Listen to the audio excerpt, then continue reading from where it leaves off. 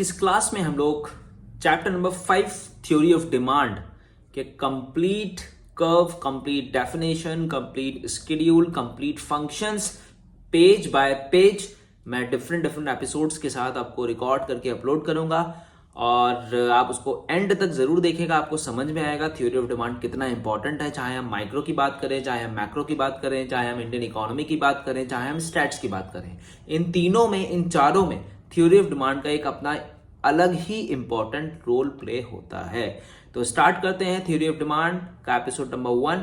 हम इस पूरे क्लास के एंड में मिलेंगे और आप मुझे बताइएगा आपको ये पूरी क्लास कैसी लगी। और चलिए स्टार्ट करते हैं chapter number 5 theory of demand. Hello, good evening, नमस्कार and welcome back to the economics with Anant. तो आज की इस क्लास में हम लोग बात करेंगे माइक्रो इकोनॉमिक्स का chapter number 5 according to the वीकेओरी। एंड इस क्लास में हम लोग थ्योरी ऑफ डिमांड के कंप्लीट पेज बाय पेज, एक पेज का कंप्लीट डिस्क्रिप्शन लेंगे जिसमें हम एनसीईआरटी के टॉपिक्स को भी कवर करेंगे। तो आइए बिना टाइम वेस्ट करे chapter number 5 theory of demand को स्टार्ट करते हैं बेसिक्स कॉन्सेप्ट्स के साथ। ठीक है, ये चैप्टर बेसिकली अपने आप में बहुत इंपॉर्टेंट है और पूरी इकोनॉमिक्स में, माइक्रो में, और अगर हम मैक्रो की बात करें, हम आईडी की बात करें, हम स्टैट्स की बात करें, तो थ्योरी ऑफ डिमांड आपको कहीं ना कहीं किसी ना किसी तरीके से रिलेट करता हुआ मिल ही जाएगा।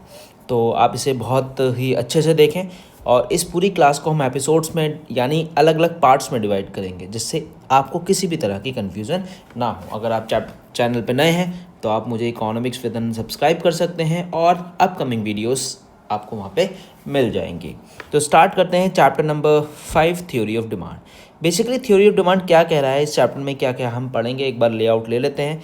जैसे इसमें लिखा हुआ है डिमांड क्या होता है, डिमांड का स्केड्यूल क्या होता है, डिमांड कर्व कैसे बनता है, इसके फंक्शंस क्या बनते हैं, लॉ ऑफ डिमांड क्या होता है, कैसे चेंज इन क्वांटिटी डिमांड होता है, कैसे क्रॉस प्राइस इफेक्ट होता है, कैसे रिलेशनशिप होता है नॉर्मल इन्फीरियर गुड्स में, और कैसे इसके इम्पैक्ट्स होते हैं आपके इकोनॉमी पे। तो ये कंप्लीट टॉपिक्स को हम कवर करेंगे इस चैप्टर में और आज हम पढ़ रहे हैं एपिसोड नंबर 1। ठीक, तो सबसे पहले अगर डिमांड की बात करें, बेसिकली डिमांड होता क्या है, तो आइए बुक के हिसाब से एक बार देखते हैं डिमांड क्या कह रहा है।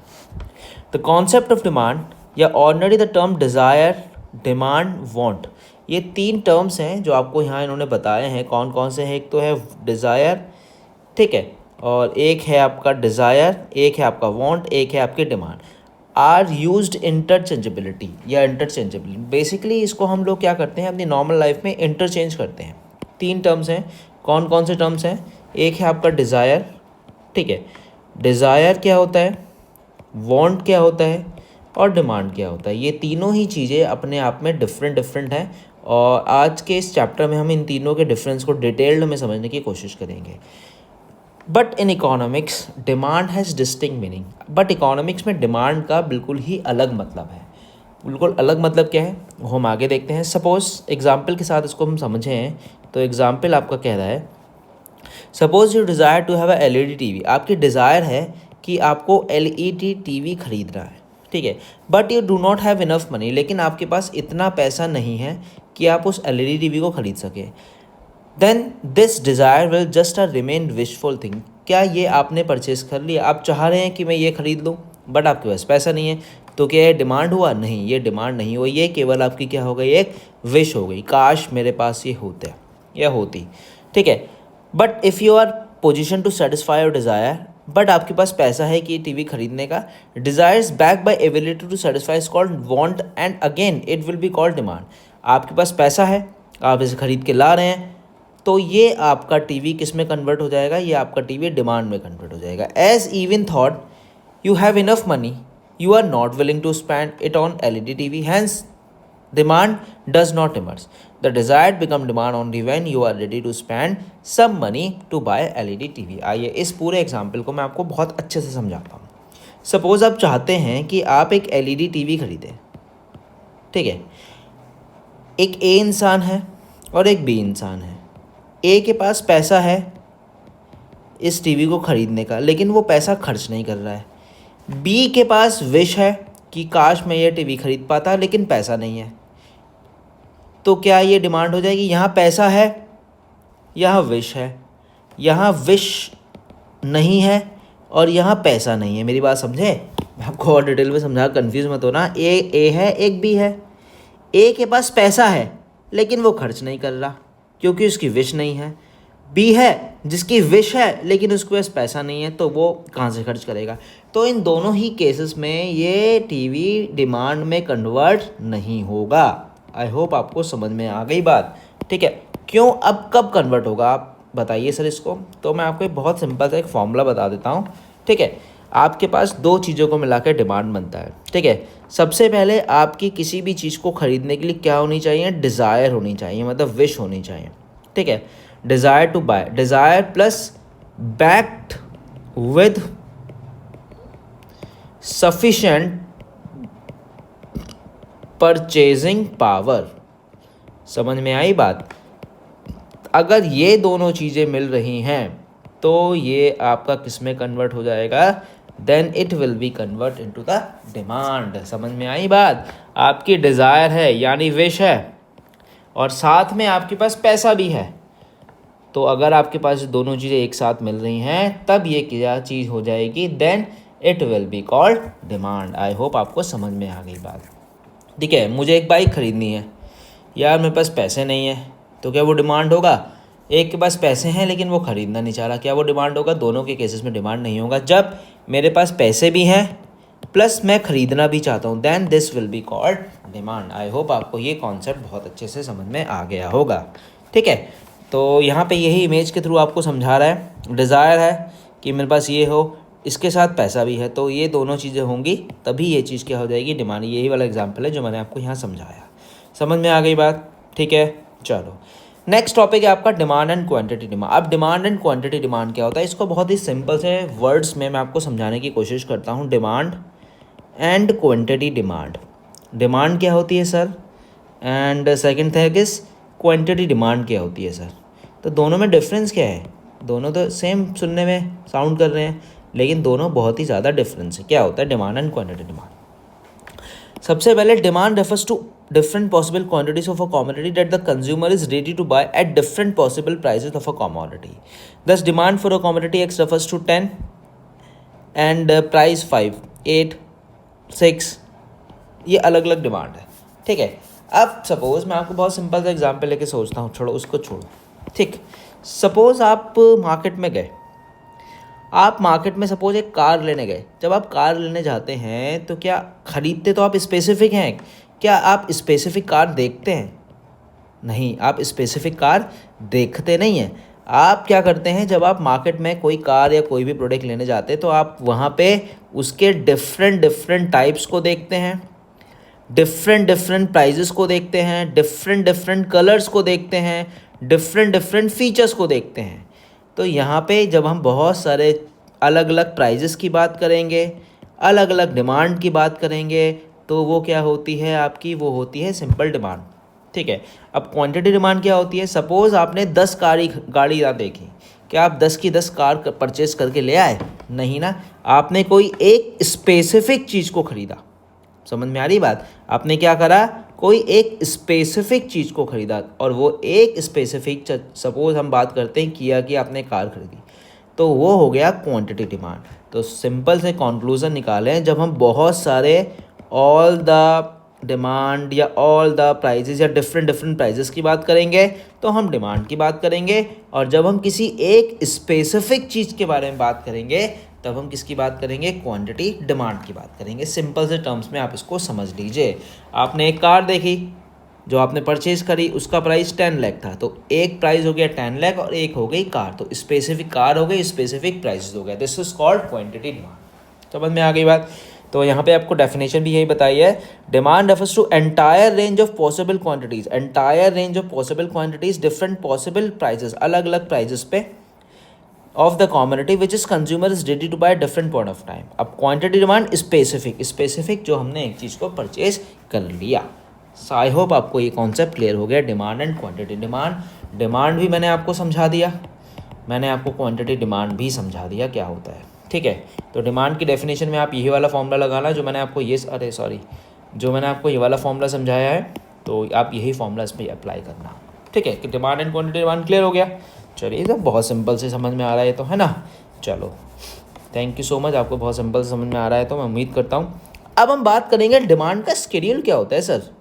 ये डिमांड का स्केड्यूल क्या होता है ये हमें समझ में नहीं आता है, लेकिन ये बहुत सिंपल सा स्केड्यूल है। होता क्या है, देखो डिमांड आपको समझ में आ गई। स्केड्यूल, स्केड्यूल का मतलब क्या होता है? स्केड्यूल का मतलब होता है सपोज सिंपल सा टेबल, जिस टेबल के थ्रू हम डिफरेंट डिफरेंट प्राइजेस को देखते हैं और डिफरेंट डिफरेंट क्वांटिटीज़ को देखते हैं। ठीक है, समझ में आ रही है बात? जब हम डिफरेंट डिफरेंट प्राइजेस को देखेंगे, डिफरेंट डिफरेंट क्वांटिटी को देखेंगे एक टेबल में, दिस इज कॉल्ड स्केड्यूल। अब यहाँ पे डिमांड की बात आएगी तो वो डिमांड स्केड्यूल हो जाएगा। जैसे मैं आपको बहुत सिंपल से एक बात बताता हूँ, आपको यहाँ पे theory of demand, law of demand के कंसेप्ट से समझाता हूँ। सपोज आपने प्राइजेस लिखा और यहाँ पे डिमांड लिखा। ठीक, अभी पूरा डिमांड का डिटेल डिस्क्रिप्शन नहीं किया हमने।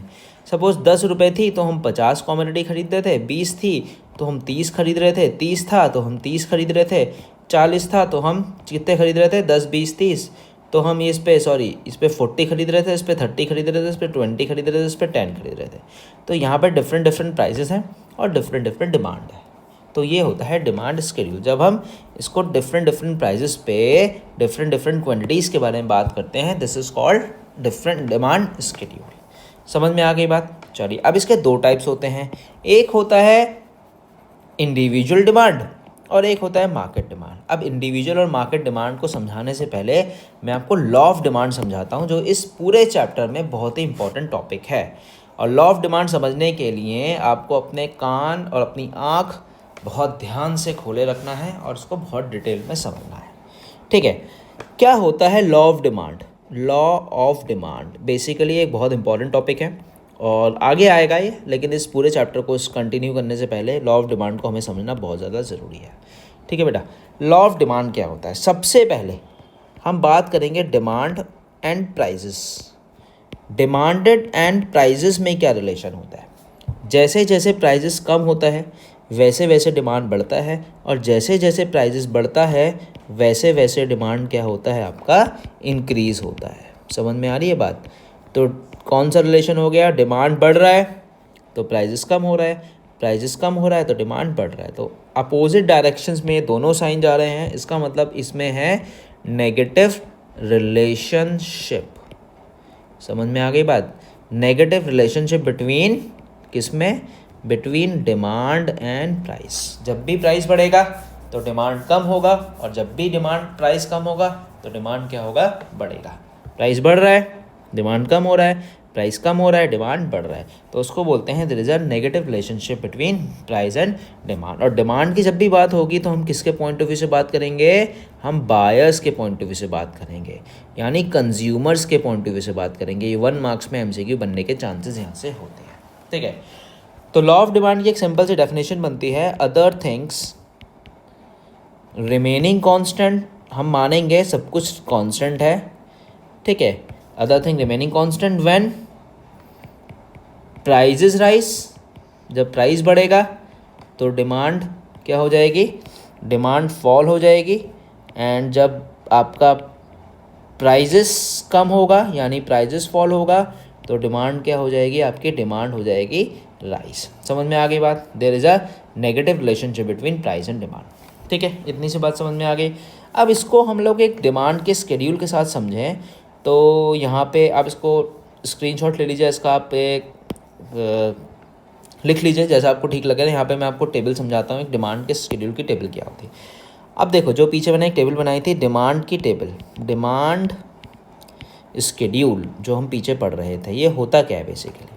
एक साइड में हमने लिखा prices, prices always comes in rupees. एक साइड में हमने लिखा डिमांड, और डिमांड हमेशा याद रखना किस में होती है? यूनिट्स में होती है। समझ में आ गई बात? एक साइड में हमने प्राइस लिखा, एक साइड में हमने लिखी डिमांड। ठीक है, ये आपका इस तरीके से हमने बना दिया। ठीक, अब क्या हुआ इसमें? अब इसमें अभी हमने पढ़ा प्राइस बढ़ रहा है तो डिमांड कम हो रही है। जैसे प्राइस सपोज 10 था तो डिमांड 50 थी, प्राइस 20 हो गया, प्राइस 30 हो गया, प्राइस 40 हो गया, प्राइस 50 हो गया। तो जैसे जैसे जैसे प्राइसेस बढ़ रहा है वैसे वैसे डिमांड क्या हो रही है? कम हो रही है। जैसे 50 से जब 20 था तो लोग 40 खरीदने लगे, जब 30 पे 30 खरीदने लगे, 40 हुआ तो 20 खरीदने लगे, और जब प्राइस 50 हो गया तो लोगों ने कहा भाई अब तो हम 10 ही खरीदेंगे, बहुत महंगा सामान हो गया। तो ये जो चीज़ है, ये चीज़ क्या होती है, डिमांड स्केड्यूल होता है। ठीक है, अब इसी तरीके से इस डिमांड के स्केड्यूल का हम लोग एक कर्व बना लेते हैं। कर्व बहुत सिंपल सा बनता है, डिमांड कर्व जिसको हम बोलते हैं। डिमांड कर्व में क्या होता है, आपने एक वाई एक्सिस बनाया, ठीक है, ये सिंपल सी वाई एक्सिस आपने बना दी, और ये आपने बना दिया एक्स एक्सिस। ठीक है, ये आपने बना दिया एक्स एक्सिस, ये ओरिजिन। अब हम सपोज करते हैं ये 10 प्राइजेस हमेशा आता है वाई एक्सिस पे, और डिमांड हमेशा आती है आपकी एक्स एक्सिस पे। तो यहाँ पे 10, यहाँ पे 10, यहाँ पे 20, यहाँ पे 30, यहाँ पे 40, यहाँ पे 50, ऐसी 10 पे 20, 30, 40 और 50। ठीक है, अब जब प्राइस आपका क्या था, जब प्राइस आपका था 10 तो डिमांड कितनी थी 50, तो हमने सिंपल सी लाइन बना दी। और जब प्राइस 20 था तो कितना था 40, तो हमने ये लाइन बना दी।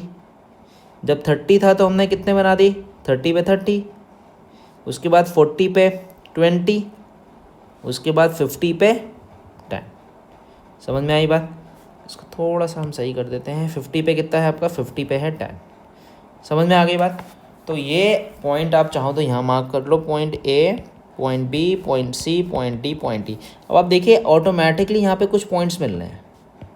आपको क्या करना है, आपको सिंपल सा आंख बंद करके इस लाइन को क्या कर देना है, ज्वाइन कर देना है। अब आंख बंद करके तो नहीं कर पाओगे भाई, ये तो कहावत है, आंख खोल के तो ये क्या हो गया, ये हो गया आपका डिमांड का स्केड्यूल। अब आपने नोटबुक बनाएंगे ना तो एकदम एक्यूरेट बनेगा ये। This is called demand schedule. अब जैसे क्या हुआ, point A, point B, point C, point D और पॉइंट ई। समझ में आ गई बात? और इसको बोलते हैं हमेशा स्लोप डाउनवर्ड। डिमांड कर्व जब भी बनेगा, हमेशा नहीं, अभी आगे कुछ सिचुएशन आएंगी जब डिमांड कर्व अपवर्ड भी बनेगा, लेकिन लॉ ऑफ डिमांड के हिसाब से स्लोप्स डाउनवर्ड होता है डिमांड का कर्व हमेशा। तो समझ में आया लॉ ऑफ डिमांड? प्राइजेस और डिमांड में आपको रिलेशन समझ में आ गया। नेगेटिव रिलेशन होता है, बायर के पॉइंट ऑफ व्यू से बात होती है, डिमांड शेड्यूल ये होता है और डिमांड का कर्व ये होता है। इसके एक पहले मैंने आपको डेफिनेशन बता दी, तो आप उसे ध्यान से एक बार देखेगा तो आपको ईजिली समझ में आ जाएगा क्या होता है। और आई होप आपको ये सब चीज़ें क्लियर होंगी। ठीक है, तो ये डिमांड शेड्यूल मैंने आपको यहाँ समझा दिया। ठीक है, अब डिमांड शेड्यूल जो होता है आपका दो तरीके से होते हैं। एक होता है इंडिविजुअल डिमांड शेड्यूल और एक होता है मार्केट डिमांड शेड्यूल। अब इंडिविजुअल और मार्केट डिमांड क्या होता है, इसमें हम डिटेल में डिस्कशन करते हैं। सबसे पहले हम पढ़ते हैं इंडिविजुअल डिमांड क्या होता है। ठीक, डिमांड शेड्यूल मैंने आपको समझा दिया। अब हम बात करेंगे what is the meaning of individual demand. नाम से समझ में आ रहा है इंडिविजुअल। जब हम किसी वन कमोडिटी के बारे में डिस्कस करेंगे, वन गुड्स के बारे में डिस्कस करेंगे, या मार्केट में एक इंसान के बारे में डिस्कशन करेंगे, तो हम बोलेंगे इंडिविजुअल डिमांड। जैसे यहाँ लिखा हुआ है, individual demand refers to the demand schedule for individual buyer और कंज्यूमर और अ कमोडिटी। कोई कमोडिटी भी हो सकती है इंडिविजुअल, कोई इंडिविजुअल यानी वन बायर भी हो सकता है, ठीक है, और कोई इंडिविजुअल क्या हो सकता है, कंज्यूमर भी हो सकता है। जैसे मैंने आपको बताया बायर और कंज्यूमर दोनों सिमिलर चीज़ें हैं। तो जब भी इंडिविजुअल चीज़ के बारे में बात होगी तो किसके बारे में बात होगी, इंडिविजुअल डिमांड के बारे में बात होगी। ठीक है, इंडिविजुअल डिमांड की डेफिनेशन आपको क्लियर हो गई, बहुत सिंपल सी डेफिनेशन है। ठीक, अब इसका कर्व कैसे बनता है, इसकी इंडिविजुअल डिमांड का कर्व और स्केड्यूल बनाने का बहुत सिंपल सा तरीका है। इंडिविजुअल डिमांड का स्केड्यूल आप यही बनाइए और इसी के हिसाब से कर्व बना दीजिए। मैं दोबारा आपको बना के दिखा देता हूँ एक बार। जैसे हमने बनाया, देखो आपकी बुक में भी यही वाला दे रखा है। यहाँ पे देखो इन्होंने 1 2 3 4 ले लिया, यहाँ पे 4 3 2 1। तो इंडिविजुअल डिमांड का मैं आपको एक शेड्यूल बनाऊँ तो इंडिविजुअल डिमांड का शेड्यूल क्या बनेगा, सिंपल सा प्राइजेस बना दीजिए, फिर से ऊपर डेफिनेशन लिख दीजिएगा और यहाँ पे डिमांड लिख दीजिए। ठीक है, प्राइजेस हमेशा रुपीज़ में होता है, डिमांड हमेशा किस में होती है, यूनिट्स में होता है। तो यहाँ पे 1 10 ले सकते हैं, 1 ले सकते हैं, 2 ले सकते हैं, 40 कुछ भी ले सकते हैं, 40 30 20 और 10। अब आपको ये समझ में आ रहा होगा ये क्यों हो रहा है, ये क्यों हो रहा है। प्राइजेस बढ़ रहा है तो डिमांड क्या हो रही है, कम हो रही है। ठीक, अब इसी के हिसाब से वही टेबल बना दो, कर्व बना दो, जैसे मैंने आपको पीछे समझाया था। ठीक है, कैसे करके, ये याद है आपको, अभी पीछे हमने बनाया था। ये एक्स एक्सिस है, ये वाई एक्सिस है, ये ओरिजिन है, ये 10 है, ये 20 है, ये 30 है और ये 40 है। ये 10 है, ये 20 है, ये 30 है, ये 40 है। जब प्राइजेस वाई एक्सिस पे और डिमांड वाई एक्स एक्सिस पे सॉरी, तो जब 10 था तो 40, 20 पे 30, 30 पे 20, 40 पे 10। तो ये क्या हो गया आपका, this is called individual demand. Simple सी बात, ठीक, समझ में आ गया। अब है होप आपको ये सब कुछ पढ़ने की ज़रूरत नहीं है। आपको पहले पता है इन्वर्स रिलेशनशिप, मतलब प्राइजेस बढ़ रहा है तो प्राइजेस कम, ये याद है ना, पीछे तो पढ़ा है भाई। प्राइजेस बढ़ रहा था, डिमांड कम हो रहा था, और प्राइजेस कम हो रहा था, डिमांड बढ़ रहा था। सिंपल सी बात हो गई। ये आपको ये इसमें बनाना है इंडिविजुअल डिमांड में, ठीक। जब भी इंडिविजुअल डिमांड पूछे तो आप क्या बनाएंगे, मैं आपको दोबारा बता देता हूँ। सबसे पहले इंडिविजुअल डिमांड की डेफिनेशन लिखेंगे, उसके बाद उसका स्केड्यूल बनाएंगे, उसके बाद उसका कर्व बनाएंगे। सिंपल सा, ये 3 चीज़ें आपको बनाना, और तीनों चीज़ें मैंने आपको समझा दी, ठीक है। अब हम आते हैं मार्केट डिमांड पे। मार्केट डिमांड क्या होता है, तो स्क्रीनशॉट चाहें तो ले सकते हैं आप इसका, मैं इसको रेस कर रहा हूँ क्योंकि मार्केट डिमांड समझाना है। तो मार्केट डिमांड क्या होता है, मार्केट डिमांड इंडिविजुअल डिमांड पे हमने देखा कि हम बात कर रहे थे सिंगल। अब मार्केट डिमांड के बारे में हम बात करेंगे जितनी भी मार्केट में चीज़ें हैं उन सब के बारे में। जैसे आपकी डेफिनेशन के साथ पढ़ें, in every market there are several consumers. Market demand schedule refers to demand for all the commodity in the market. अब आप कहेंगे सर ऑल द कमोडिटी में तो हज़ारों करोड़ों आ जाएंगी, तो कैसे बढ़ेंगे। तो यहाँ पे हम अजम्पशन करते हैं कि जब हम बात करेंगे इन मार्केट डिमांड की, तो हम बात करेंगे ऑल द कंज्यूमर्स। मार्केट में जितने भी कंज्यूमर्स हैं, जितने भी बायर्स हैं और जितने भी गुड्स हैं, उन सब के बारे में डिस्कशन करेंगे। तो हम बात करेंगे मार्केट डिमांड के बारे में। समझ में आई बात, ठीक है। अब इसकी डेफिनेशन मैंने आपको बता दी, जब all the consumers, all the buyers, all the goods की बात होगी तो मार्केट डिमांड की बात होगी। अब इसका शेड्यूल कैसे बनाएंगे सर, शेड्यूल हमें बताइए एक बार, ठीक है। तो मैं आपको शेड्यूल और कर्व तीनों बताता हूँ उसके। इसका सबसे पहले मार्केट डिमांड का शेड्यूल। अब मार्केट डिमांड में ऑल द चीज़ें हैं, तो ऑल द चीज़ें तो हम नहीं ले पाएंगे क्योंकि इतनी बड़ी तो एग्जांपल के तौर पे प्राइजेस तो आप बिल्कुल सेम लीजिए जो हमने पीछे लिया था।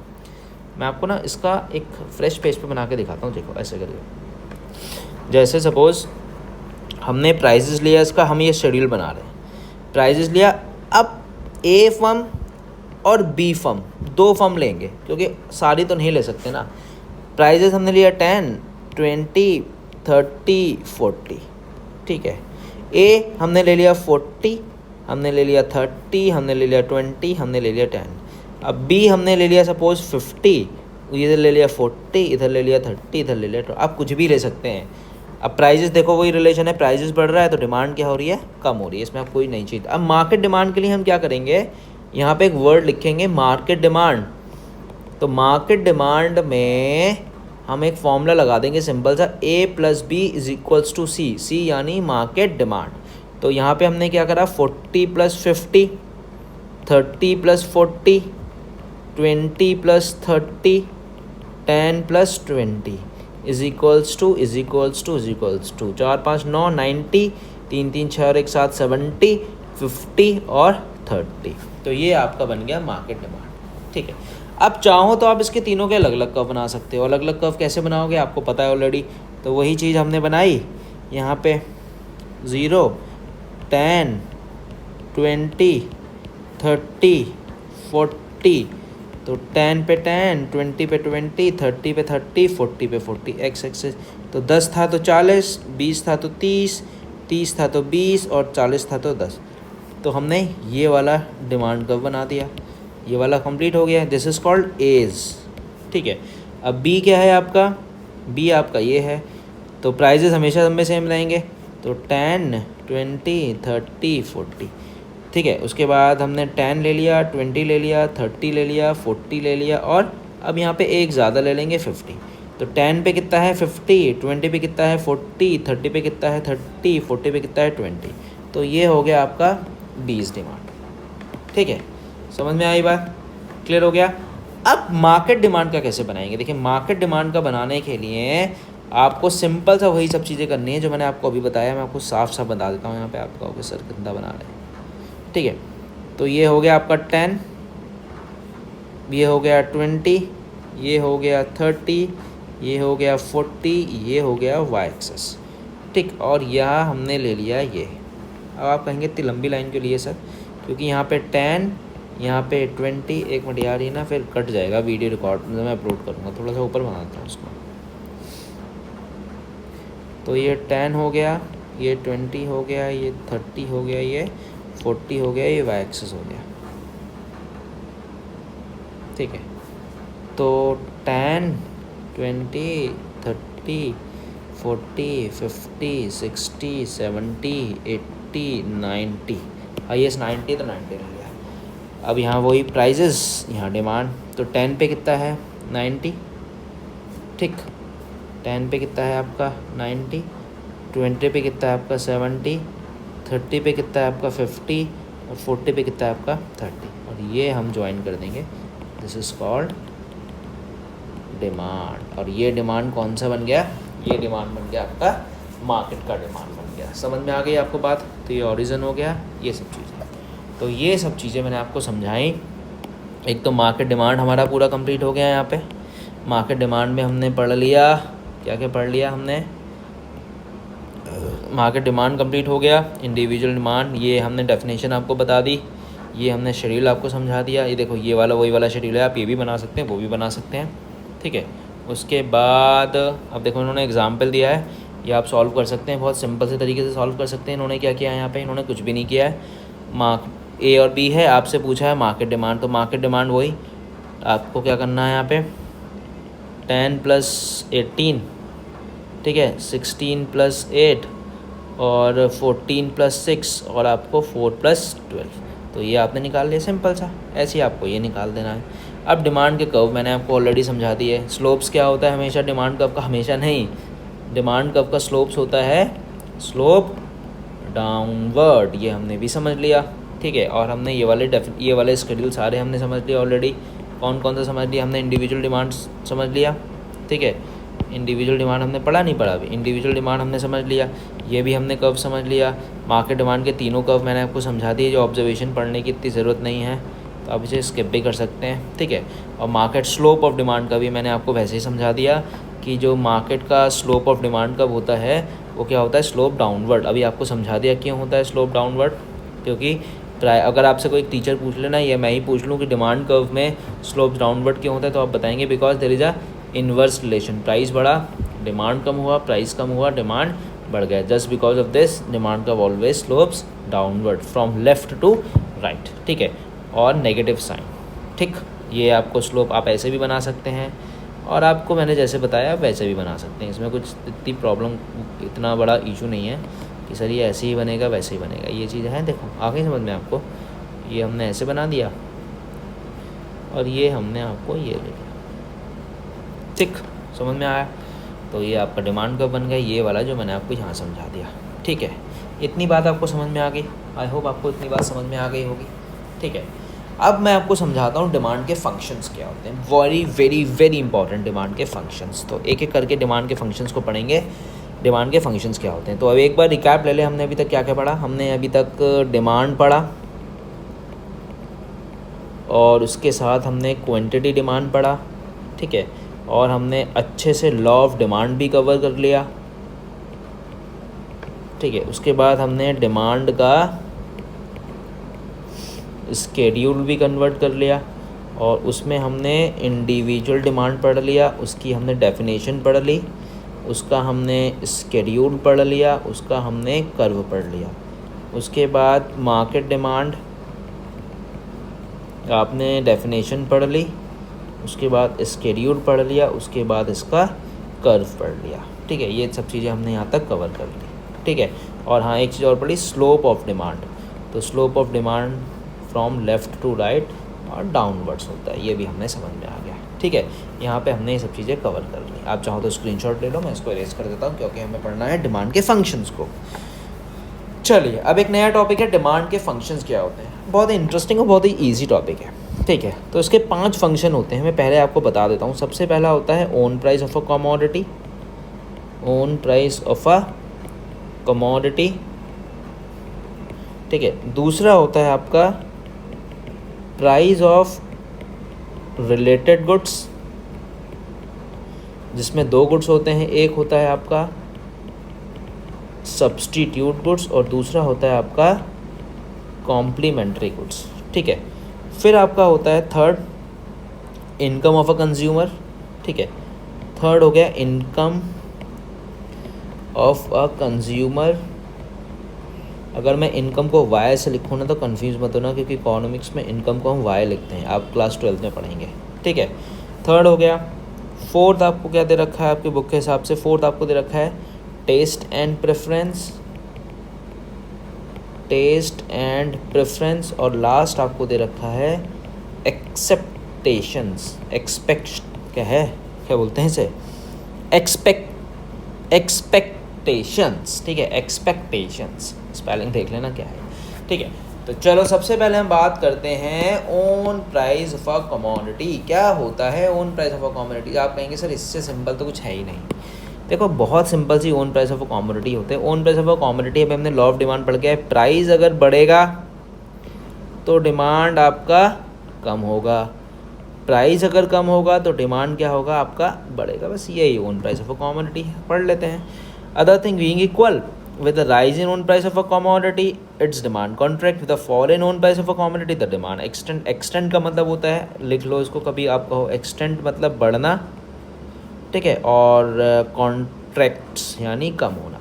यानी जब प्राइस आपका कम हो रहा होगा यानी प्राइजेस फॉल हो रहे होंगे तो डिमांड एक्सटेंड हो जाएगी, और जब प्राइजेस आपके बढ़ रहे होंगे तो डिमांड क्या हो जाएगी, कॉन्ट्रैक्ट। यानी प्राइजेस के राइज होने की वजह से डिमांड आपकी क्या हो गई, कम हो गई। सिंपल सा, ख़त्म हो गया। आप कहेंगे सर तो बहुत सिंपल सा था। जी हाँ, बहुत सिंपल सा था ये, ठीक है। सेकंड है आपका प्राइजेस ऑफ रिलेटेड गुड्स। अब रिलेटेड गुड्स क्या होते हैं? रिलेटेड गुड्स आपके दो तरह के होते हैं। रिलेटेड गुड्स आपके दो तरह के होते हैं, आपने कभी पढ़े भी होंगे, शायद मैंने आपको क्लास में भी पढ़ा है। सबसे पहला है substitute goods. Substitute goods, substitute का मतलब क्या होता है? सब्सटीट्यूट का मतलब होता है इसकी जगह दूसरा कोई प्रोडक्ट आप यूज़ कर सकते हैं। कहते हैं ना सब्सटीट्यूट है इसका, भाई ये नहीं मिला तो आपने दूसरा गुड्स यूज़ कर लिया। तो सब्सटीट्यूट गुड्स क्या होते हैं? जो एक दूसरे के सब्सटीट्यूट, जैसे सपोज़ एक इंसान है जो कॉफ़ी भी पीता है और जो टी भी पीता है। मुझे तो भाई टी बहुत पसंद है, कॉफ़ी तो मुझे पसंद नहीं है। आपको क्या पसंद है कमेंट करके ज़रूर बताएं। तो मुझे अच्छा वो छोड़ो, मुझे अभी छोड़ो। एक इंसान है जिसको कॉफ़ी भी पसंद है, जिसको टी भी पसंद है, तो जिसके प्राइजेस कम होते हैं वो ले आता है जाके। सपोज सब्सटीट्यूट गुड्स क्या कह रहा है, तो सब्सटीट्यूट गुड्स समझ में आ गया, टी एंड कॉफ़ी। तो टी एंड कॉफ़ी से पूरा एग्जांपल समझेंगे। अब टी के प्राइजेस बढ़ गए, याद सुनना मेरी बात ध्यान से, टी के प्राइजेस बढ़ गए हैं। टी के प्राइजेस की बढ़ने की वजह से, लेकिन कॉफ़ी के जो प्राइजेस थे वो सेम है। तो टी के प्राइजेस बढ़ने की वजह से जो कॉफ़ी की डिमांड थी वो क्या हो गई, ज़्यादा हो गई। समझ में आई बात? टी के प्राइसेस बढ़ गए। सपोज टी थी आपकी 200 रुपीज़ kg, एग्जाम्पल के तौर पे, एजम्पशन बेसिस, पूरी इकोनॉमिक्स है। और टी जो हो गई अब बढ़ के 200 से कितनी हो गई, 300 हो गई। एक इंसान से वो टी और कॉफ़ी दोनों पी लेता था, हमने कहा यार 100 रुपये इस पर बढ़ गए तो मैं कॉफ़ी की डिमांड क्यों ना करूँ। समझ में आई बात? तो in such goods increase in price of one, prices तो इसका बढ़ा लेकिन डिमांड पे इफेक्ट पड़ा कॉफ़ी की। समझ में आई बात? ठीक है। तो increase in demand for other goods and decrease in the price of one causes in decrease in demand for other. अब कॉफ़ी के प्राइजेस क्या हो गया, 300 से सपोज 150 हो गए, बट कॉफ़ी के प्राइस अभी भी 200 हैं। तो लोग कॉफ़ी की डिमांड को कम करेंगे और टी की डिमांड को क्या कर देंगे, बढ़ा देंगे। तो एक गुड्स के प्राइजेस की इफेक्ट की वजह से दूसरे गुड्स की डिमांड पे इफेक्ट पड़ता है, उसको बोलते हैं सब्सटीट्यूट गुड्स। समझ में आ गई बात? आई होप आपको सब्सटीट्यूट क्लियर हो गया। नहीं समझ में आया एक बार दोबारा से पीछे जाइए और उसको सुनिए। ठीक, next we have complementary goods. Complementary कहते हैं ना, कॉम्प्लीमेंट्री, आपने मुझे कमेंट किया है, कॉम्प्लीमेंट किया है। तो कॉम्प्लीमेंट्री गुड्स क्या होता है? देखो, कॉम्प्लीमेंट्री गुड्स, तो what is the meaning of complementary goods? तो कॉम्प्लीमेंट्री गुड्स क्या होता है, जो एक दूसरे के नीड्स को कंप्लीट करता है। जैसे आपको इन्होंने एग्जाम्पल दे दिया, ब्रेड एंड बटर दिया होगा यहाँ पे ना, जैसे इंक वाला पेन और इंक, जैसे पेट्रोल की कार और पेट्रोल, ये दोनों कॉम्प्लीमेंट्री। अगर पेट्रोल की कार आपके पास है तो पेट्रोल के प्राइसेस से आपकी कार चलाने की कैपेबिलिटी पे इफेक्ट पड़ेगा। जो अब एक दूसरे की नीड्स को कंप्लीट करते हैं। जैसे अब पेट्रोल का क्या हो गया, पेट्रोल का प्राइस बढ़ गया। पेट्रोल का प्राइस बढ़ने की वजह से जो पेट्रोल कार है उसकी डिमांड पे क्या फ़र्क पड़ा, नेगेटिव फ़र्क पड़ा। समझ में आ रही है बात। उसकी डिमांड पे पेट्रोल इंक्रीज़ हो गया, पेट्रोल को जो 100 रुपये मिल रहा था वो 150 हो गया, तो लोग पेट्रोल की डिमांड, कार की डिमांड को कम करें, सीएनजी ज़्यादा खरीदने लगे। तो एक के प्राइजेस की वजह से दूसरे गुड्स पे इफेक्ट पड़ रहा है, तो यहाँ पे नेगेटिव होता है। और सब्स्टिट्यूट में क्या होता है, पॉजिटिव। जैसे टी के प्राइजेस बढ़े तो कॉफ़ी की डिमांड क्या हो गई, ज़्यादा, तो ये पॉजिटिव है। और यहाँ पे एक के प्राइजेस बढ़ने की वजह से दूसरे की डिमांड क्या हो जाती है, कम हो जाती है, तो यहाँ पे होता है नेगेटिव। ये याद रखना, कभी पूछे तो बता देना, ठीक है।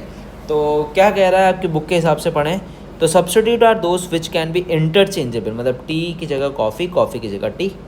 Complementary are those which complete, तो एक दूसरे की नीड्स को कंप्लीट करते हैं। जैसे पेट्रोल की डिमांड, पेट्रोल के प्राइसेस बढ़ गए तो पेट्रोल कार पे इफेक्ट पड़ेगा। Price and demand, when price of substituted goods increase demand for given good rise and vice versa. वही, अगर कॉफ़ी के प्राइस बढ़ गए तो टी की डिमांड बढ़ जाएगी, और टी के प्राइसेस बढ़ गए तो कॉफ़ी की डिमांड बढ़ जाएगी। Tea and coffee, Pepsi and Coke, ball pen and ink pen, इसके एग्जाम्पल है। कॉम्प्लीमेंट्री गुड्स ये हमने पढ़ लिया। अब कॉम्प्लीमेंट्री गुड्स में क्या कह रहा है, when price of complementary goods increase demand for goods fall. Prices किसके बढ़ गए, प्राइजेस बढ़ गए आपके पेट्रोल के, तो पेट्रोल कार की जो डिमांड है वो क्या हो जाएगी, चेंज हो जाएगी। तो pen and ink, bread and butter, car and petrol, ये सब क्या है आपके कॉम्प्लीमेंट्री गुड्स के एग्जाम्पल हैं। समझ में आ गई बात, ओके। चलिए, तो ये आपको समझ में आ गया है, बहुत सिंपल सा टॉपिक है, कॉम्प्लीमेंट्री गुड्स और सब्स्टिट्यूट गुड्स, ठीक है। उसके बाद हम बात करेंगे इनकम ऑफ कंज्यूमर। इसकी बात करेंगे, इनकम ऑफ कंज्यूमर। मैंने आपको बताया इनकम को हम वाई भी लिख सकते हैं। बहुत सीधी सी लॉजिक है भाई, इनकम अगर आपकी बढ़ेगी तो प्रोडक्ट्स की डिमांड ऑटोमेटिकली क्या हो जाएगी, बढ़ जाएगी, ठीक है। तो इनकम के बढ़ने से डिमांड पे फ़र्क पड़ता ही पड़ता है, ठीक है। तो सीधी सी बात है। अब यहाँ पे दो तरह के गुड्स हैं, एक है नॉर्मल गुड्स और एक है आपका इन्फीरियर गुड्स। अब दोनों का मतलब मैं आपको समझा देता हूँ। सबसे पहले नॉर्मल गुड्स वो गुड्स होते हैं जो इन्फीरियर के मुकाबले थोड़े से महंगे होते हैं। जैसे मार्केट में देखेंगे आपको एप्पल 100 रुपये भी मिल रहे हैं, एप्पल 200 भी मिल रहे हैं, और एप्पल 50 रुपीज़ के जी भी मिल रहे हैं। तो 50 रुपीज़ के जी है इन्फीरियर, और नॉर्मल की कैटेगरी में आ गया 100 रुपीज़। अब सीधी सी बात है भाई, आपकी इनकम ज़्यादा होगी तो आप 100 वाले ज़्यादा खरीदोगे, और आप किसी की इनकम बेचारे की बहुत कम है और वो गुड्स को ख़रीदना चाह रहा है लेकिन वो खाना चाह रहा है, इतने पैसे नहीं, तो वो सस्ता खरीदेगा, तो वो इन्फीरियर खरीदेगा। तो इनकम बढ़ने से नॉर्मल गुड्स की डिमांड बढ़ती है, और इनकम कम होने से इन्फीरियर गुड्स की डिमांड क्या होती है, ज़्यादा होती है। अब अगर आपकी इनकम कम हो जाएगी तो आप इन्फीरियर गुड्स ज़्यादा खरीदोगे, और आपकी इनकम बढ़ जाएगी तो आप नॉर्मल गुड्स ज़्यादा खरीदोगे। सिंपल सा लॉजिक है। समझ में आया नहीं आया, आपको दोबारा से बता देता हूँ। इनकम ज़्यादा होगी तो आप नॉर्मल गुड्स ज़्यादा खरीदोगे, और इनकम कम होगी तो आप इन्फीरियर गुड्स को ज़्यादा खरीदोगे। समझ में आई बात, क्लियर हो गया, ठीक। इसको और डिटेल में मैं आपको समझा देता हूँ। अभी मैंने आपको ऐसे समझाने के लिए बताया था ये। तो normal goods are those in case of relationship, positive relation between income and quality demand, जो मैंने आपको समझाया। इनकम बढ़ेगी तो नॉर्मल गुड्स की डिमांड बढ़ेगी, तो पॉजिटिव रिलेशन हो गया। और इनकम अगर आपकी बढ़ेगी तो इन्फीरियर गुड्स की डिमांड क्या हो जाएगी, कम हो जाएगी, क्योंकि आप नॉर्मल ज़्यादा खरीदोगे। और इनकम अगर आपकी कम होगी तो नॉर्मल गुड्स की डिमांड कम हो जाएगी, और इनकम आपकी कम होगी तो इन्फीरियर गुड्स की डिमांड ज़्यादा हो जाएगी। तो ये आपका नेगेटिव रिलेशन है और ये आपका पॉजिटिव रिलेशन है। सिंपल सी बात है। तो इनकम इफेक्ट इज़ पॉजिटिव और इनकम इफेक्टिव नेगेटिव। अगर आपसे पूछे इनकम इफेक्ट क्या होता है तो आप सिंपल से बता सकते हैं कि भाई इनकम इफेक्ट होता है पॉजिटिव और इनकम इफेक्ट होता है नेगेटिव। सीधी सी बात है। समझ में आ गई बात, क्लियर हो गया। बहुत ईजी है तो, ठीक। चलिए, नेक्स्ट आपका एग्जाम्पल है टेस्ट एंड प्रेफरेंस। अब टेस्ट एंड प्रेफरेंस से कैसे फ़र्क पड़ता है, टेस्ट एंड प्रेफरेंस। सीधी सी बात है भाई, देखो मेरा किसी कॉमोडिटी को लेकर टेस्ट बहुत अच्छा है, उसके प्राइजेस कितने भी बढ़ जाएं मुझे फ़र्क नहीं पड़ता, मैं तो वही खरीदूंगा, ठीक है। तो the demand for goods and services also depends upon the individual taste and preference. Taste and preference of the consumer are influenced by advertisement. आपने टीवी में एक एडवर्टाइजमेंट देखा, लेकिन यार वो गुड्स बहुत ज़्यादा महंगा है, तो क्या हो जाएगा, आप सोचेंगे एक बार लूँ। तो एडवर्टाइजमेंट से प्रोडक्ट के टेस्ट एंड प्रेफरेंस पे असर पड़ता ही पड़ता है, ठीक है। Other thing being equal, demand for those goods increase for which consumer develop strong taste. जैसे सपोज मुझे स्टारबक्स की कॉफ़ी पसंद है, ठीक है, बहुत महंगी आती है, और अब क्या है, पसंद है तो पसंद है। अब स्टारबक्स की कॉफ़ी पसंद है, उसके प्राइजेस से मुझे कोई फ़र्क नहीं पड़ता, प्राइजेस ज़्यादा होंगे कम होंगे, मुझे तो वो प्रोडक्ट चाहिए चाहिए। तो this is called taste and preference. ऐसे ही आपका भी कोई ना कोई गुड्स होगा जो आपको बहुत ज़्यादा पसंद होगा बट उसके प्राइजेस से आपको फ़र्क नहीं पड़ता, तो ये होता है टेस्ट एंड प्रेफरेंस। ठीक है, इफ़ टेस्ट एंड प्रेफरेंस, अगर आपका उसका टेस्ट एंड प्रेफरेंस फेवर में है तो उसकी डिमांड बढ़ेगी, और अगर आपका टेस्ट एंड प्रेफरेंस अनफेवर में है तो उसकी डिमांड ऑटोमेटिकली क्या हो जाएगी, कम हो जाएगी। तो this is called taste and preference. ठीक है, and the last one is आपका एक्सपेक्टेशन। एक्सपेक्टेशंस क्या होता है सर? एक्सपेक्टेशन नाम से समझ में आ रहा है। Expectations, if the consumer expect a significant change in availability of concern commodity in the near future. अब बहुत सिंपल सा एग्जांपल है भाई, पेट्रोल का एग्जांपल लेते हैं। चलो, पेट्रोल की आज सपोज 3 अक्टूबर को पेट्रोल का प्राइस 100 है, और आपको पता है 4 अक्टूबर को पेट्रोल का प्राइस 120 रुपीज़ होने वाला है। तो आज ज़्यादा डिमांड करोगे, कल ज़्यादा डिमांड करोगे? ऑब्वियसली प्रेजेंट में हम पेट्रोल की डिमांड क्या करेंगे, ज़्यादा करेंगे, और प्रेजेंट में कम करेंगे, फ्यूचर में प्रेजेंट में ज़्यादा करेंगे, फ्यूचर में कम करेंगे। अब इसका अपोजिट कर दो, आज पेट्रोल 120 है और कल को 100 होने वाला है, तो आप फ्यूचर में उस प्रोडक्ट की डिमांड को ज़्यादा खरीदोगे। तो यही यहाँ लिखा हुआ है, if the consumer expect a significant change in the availability of concerned commodity in the near future, he may decide to change his present demand। तो प्रेजेंट डिमांड ज़्यादा हो गई और फ्यूचर कम हो गई, यहाँ पे प्रेजेंट डिमांड कम हो गई, फ्यूचर डिमांड ज़्यादा हो गई, तो उसके प्राइजेस से पे इफेक्ट पड़ता है कि वो डिमांड कब ज़्यादा होगी, कब कम होगी। समझ में आ गई बात? ठीक है, अब जैसे आपने इंडिविजुअल डिमांड के पढ़े, वैसे मार्केट डिमांड के दो फंक्शंस होते हैं। एक होता है पॉपुलेशन साइज़। बहुत सिंपल सी बात देखिए भाई, पॉपुलेशन अगर बढ़ेगी तो डिमांड भी बढ़ेगी, पॉपुलेशन अगर कम होगी तो डिमांड भी क्या हो जाएगी, कम हो जाएगी। अगर मेल्स की पॉपुलेशन बढ़ रही है तो मेल्स के प्रोडक्ट की डिमांड बढ़ जाएगी, और अगर मेल्स के पॉपुलेशन कम हो रही है तो मेल्स के प्रोडक्ट की डिमांड कम हो जाएगी, और फीमेल्स की पॉपुलेशन बढ़ेगी तो फीमेल्स के प्रोडक्ट की डिमांड ज़्यादा हो जाएगी, और फीमेल्स की पॉपुलेशन कम होगी तो फीमेल्स के प्रोडक्ट की डिमांड क्या हो जाएगी, कम हो जाएगी। सीधी सी बात है, सीधा सा लॉजिक ये लिखा हुआ है। ठीक है, पॉपुलेशन में। नेक्स्ट आपका है आपका distribution of income. Distribution of income क्या कह रहा है? Distribution of income, market demand is also influence by the change the distribution of income the society. If income is equally distributed then there will be more demand. सीधी सी बात है, अब सारा पैसा रिच के पास चला गया तो रिच अपने हिसाब से लग्जरी गुड्स की ज़्यादा डिमांड करेगा, और जो गरीबों के प्रोडक्ट हैं वो कम बिकेंगे। अब सारा पैसा गरीबों के पास चला गया तो इन्फीरियर गुड्स की डिमांड ज़्यादा होगी और नॉर्मल गुड्स की डिमांड ज़्यादा होगी, लग्जरी गुड्स की डिमांड। तो इकॉनमी ये कहती है कि रिच के पास भी पैसा पहुँचे, पुअर के पास भी पैसा पहुँचे, और मिडिल के पास भी पैसा पहुँचे। तो जो एप्पल 200 रुपये थे वो भी बिकेंगे, जो एप्पल 50 रुपीज़ थे वो भी बिकेंगे, जो एप्पल 100 रुपीज़ थे वो भी बिकेंगे। तो this is the basic concept of distribution of income. समझ में आई बात? क्लियर हो गया? तो ये आपके डिमांड के फंक्शंस हो गए हैं सारे। अब आप कहेंगे सर ये क्या लिखा हुआ है, ये समझा दीजिए एक बार। तो ये मार्केट डिमांड का एक फॉर्मूला है, दिस इज़ कॉल्ड DX यानी डिमांड, लिख लो इसे, फॉर गुड X। ठीक है, F स्टैंड्स फॉर फंक्शन, जो हमने अभी सारे पढ़ के आए हैं। PX यानी प्राइस, ठीक है। PR यानी प्राइस ऑफ रिलेटेड गुड्स, ठीक है।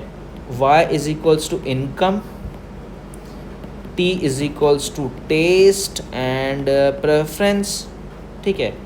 E is equals to expectations, N is equals to numbers of population, और YD is equals to distribution of income. तो this is the whole formula जो आपको यहाँ लिखा हुआ है। समझ में आ गई बात? क्लियर हो गया? तो आज यहीं तक रखते हैं, और फिर नेक्स्ट क्लास में हम उसको आगे कवर करेंगे। तो इंडिविजुअल डिमांड, मार्केट डिमांड, ये हमने सब पढ़ लिया है। वैसे तो इंडिविजुअल डिमांड क्या होता है, मार्केट डिमांड क्या होता है, ये मैंने आपको समझा दिया। कैसे कैसे इसमें कर्व बनता है ये भी मैंने आपको समझा दिया। ग्राफिकल रिप्रेजेंटेशन यहाँ पे तीनों ने एक साथ बना दिया, तो ये इसके फंक्शंस हो गए। तो आज की क्लास में एक बार हम जल्दी से ओवरव्यू लेते हैं, हमने क्या क्या पढ़ा है। तो हमने फिर से एक बार ले लें, डिमांड पढ़ा, एंड क्वांटिटी डिमांड पढ़ा। उसके बाद हमने पढ़ा डिमांड स्केड्यूल, जिसमें हमने इंडिविजुअल डिमांड, मार्केट डिमांड और हमने डिमांड के फंक्शंस भी पढ़ लिए। डिमांड के फंक्शंस की बात करें तो हमने इंडिविजुअल डिमांड और मार्केट डिमांड के फंक्शंस पढ़े हैं, जो भी मैंने आपको समझाया है।